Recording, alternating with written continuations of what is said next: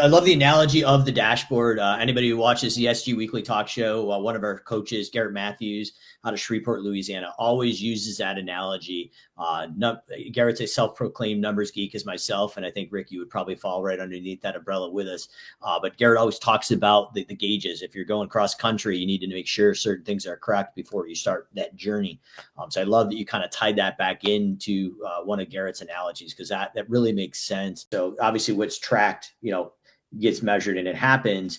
That's probably the obvious to folks, but I mean, what kind of things around the annual budget are you looking at? And you may be looking at new hires in different areas you touched on. What specifically are you going to benefit outside of just having the accountability of making sure it actually happens and you get team buy-in? Yeah, it's simple and it's quite complex what starts to happen when you take the time to put together a budget in a meaningful way.